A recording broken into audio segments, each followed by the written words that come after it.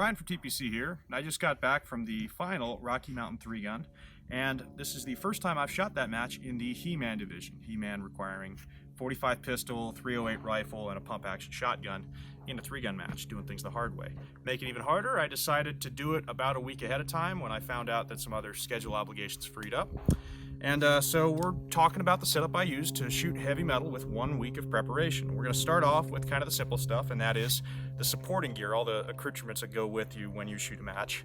And we're going to start off with just the belt rig, and then we're going to work into all the other guns in a later video.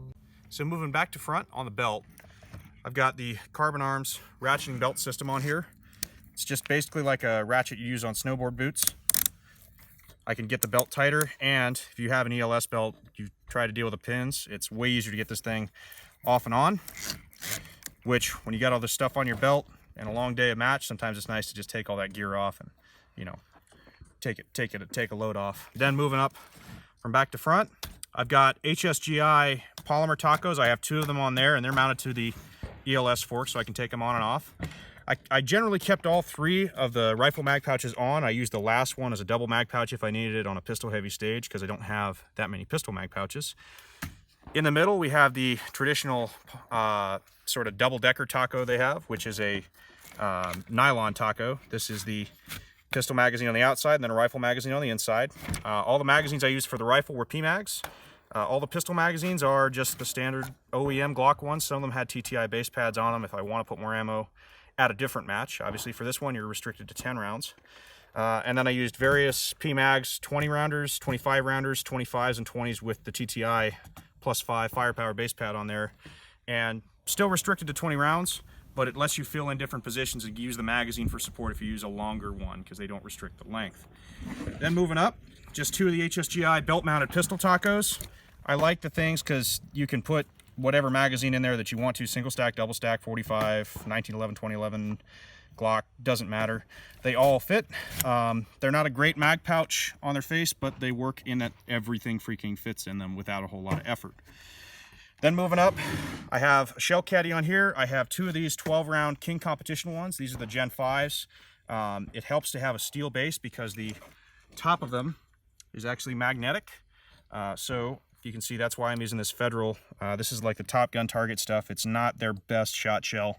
I actually bought these in New Mexico at the match because I found out that the double A's I was using didn't stick well enough in a 3-gun match. So that's the shell caddy. Then moving around, I have Safariland's, this is the 6360. It's their optic holster for a Glock 34. But the Glock 41 that I shot, 45 Glock, fits very easily in there. It's designed to have an optic and a light on it, but it works just as well without.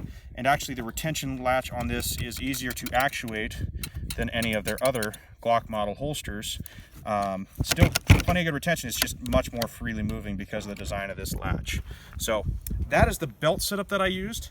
Sort of the other supporting gear I have. I've got a V-Tach 2-point sling. This is what I used for a rifle sling. It's just a good 2-point sling. Holds the gun pretty good. It's quick adjust if you need it. There's good options. I just haven't really found anything better than that. Then for the big shotgun stages, or the one big shotgun stage, I have the Invictus. It's the Deturk 24-round chest rig. Big fan of that. It's the best chest rig that I've used. And then for Eye and Ear Pro, if it was sunny, I just wore my regular shades. These are Oakley, I think these are the gas cans. I picked them up off a prize table at a match, so thanks Oakley, and these are the Cerakote models. I think Cerakote actually donated them. Some simple, clear glasses if it was shady in the woods. These are my sound gear custom hearing protectors. So these are custom molded to my ears. They're electronic, so I can still hear when I have them in. If the stage was only rifle, or I'm sorry, if it was only pistol or shotgun, I just wear these because I can still hear. They're really comfortable. If I want to throw a boonie hat or something on there, I don't have to deal with it. If I was shooting the rifle with a 308, especially with a compensator, it's loud enough that the reduction on these isn't really quite what you need. So I threw some earmuffs over and double plugged with earplugs and earmuffs. These are Swordens. They're supposed to be the absolute shiznit best ear pro. Honestly, these things have died 2 or 3 times. I've had to fix them by bending some contacts in. I just kind of gave up on trying to keep them working, and I'm using them as just dumb earmuffs. That's the sort of supporting gear I use to shoot heavy metal at Rocky Mountain 3-gun 2018.